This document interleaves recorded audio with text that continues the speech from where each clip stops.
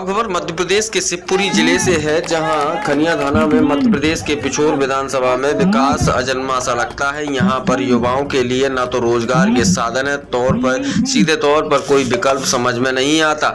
वहीं बेहतर स्वास्थ्य सेवाओं के नाम पर भी कोई व्यवस्था नहीं है। बैंकिंग के नाम पर सिर्फ एक स्टेट बैंक है, न रेल मार्ग। आखिर इस क्षेत्र की जनता का क्या कसूर है जो प्रदेश की सत्ताधारी सरकार है मुंह मोड़े रहती है? इस बात को लेकर युवाओं को समझना होगा। वहीं इस प्रेस वार्ता के दौरान क्या कुछ कहना था आए हुए पंजाब सिंह यादव ने पत्रकारों से वार्ता करते हुए क्या कुछ कहा, आप स्वयं सुनिए हमारी संवाददाता आरती झा की इस खास रिपोर्ट में। आज आपका क्षेत्र में दौरा था, क्या कार्यक्रम था? आज जैसा कि भरत यादव ने फिजिकल एकेडमी का ओपनिंग की थी, उसमें ओपनिंग में हमारा आना हुआ और यहाँ जो 4-6 लोगों के यहाँ कुछ घटनाएं हो गई थी, वो उनके घर जाना हुआ है। आपका लंबे समय से पिछोर विधानसभा में बराबर दौरे लग रहे हैं, तो कहाँ तक इसको क्या समझा जाए?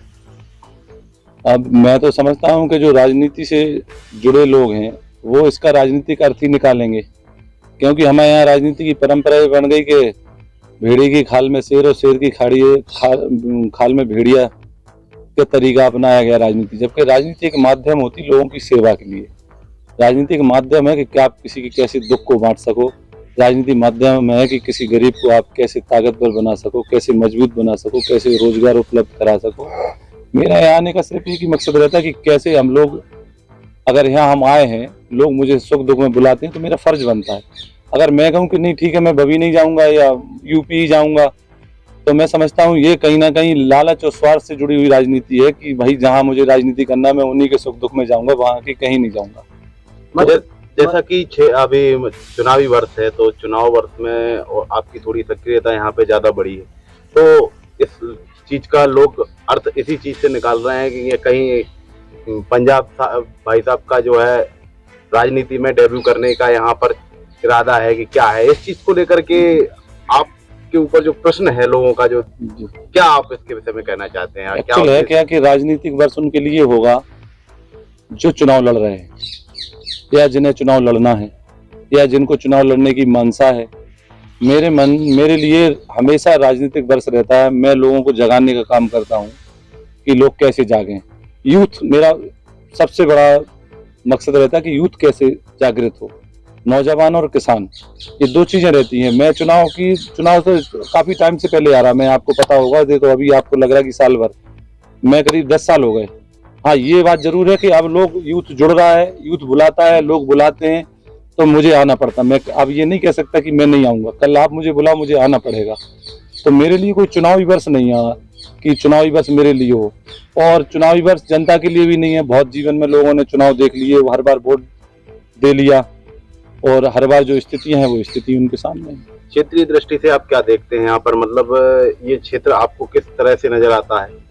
मैं सच बताऊं तो मैं तो ये राजनीति से ऊपर हट के बात कर रहा हूँ। मैं ऐसा नहीं कह रहा कि मैं जिस जगह जाऊं कहूँ कि ये गांव बहुत प्यारा है, इस गांव के लोग बहुत अच्छे हैं, लेकिन ईमानदारी से मैं कह रहा कि पिछोर विधानसभा के लोग बहुत सीधे और सज्जन हैं, बहुत ज्यादा दिल के साफ।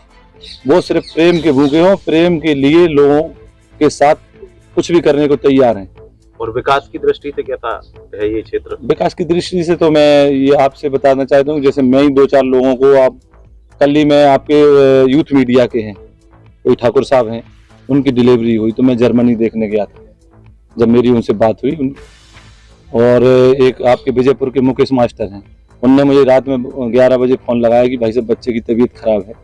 तो मैंने फिर स्पर्शो हॉस्पिटल में डॉक्टर साहब से बात की, उनको एडमिट करवाया। तो ये अगर आज यहाँ आपके बहुत अच्छे मेडिकल होता तो आज आपकी कई लोग जान से मरने से बच जाते। आपके यहाँ अगर आपके यहाँ कोई बहुत बड़ा कॉलेज होता तो आज बहुत से लोग नौकरियां कर रहे होते, आर्मी में होते, नौकरी कर रहे होते। अगर आपके यहाँ कोई उद्योग होता, फैक्ट्रियां होती, तो आज लोग बाहर नहीं जा रहे होते, नौकरी के लिए भटक नहीं रहे होते। तो ये तीनों चीज़ें नदारद हैं। और ये मैं मानता हूँ कि जो आपके यहाँ जो रोड है आज गाँव में, ये किसी नेता की देन नहीं, ये अटल बिहारी वाजपेयी जी की देन है, प्रधानमंत्री सड़क ग्रामीण योजना, जो कि आज हम गांव तक गाड़ी से पहुंच रहे। नहीं, अगर इस योजना को हटा दो तो कहीं पर भी विकास नाम की कोई चीज नजर आती नहीं। अगर आती हो तो आप पत्रकार महोदय हैं, आप मुझे बताएं कि यहाँ की ये विकास हुआ है। विकास ये हुआ है कि चंद्रशेखर आजाद की मूर्ति आपकी चटक रही है, वहां एक भव्य मूर्ति होना थी, फव्वारा लगे होने थे। वहां जो भारत का पूरा हीरो था, आज उसकी अगर मूर्ति उखड़ने पे, गिरने पे आशंका है, तो इसका कारण क्या है? कहीं ना कहीं जो जनता का पैसा है वो भ्रष्टाचार की बलि चढ़ रहा है।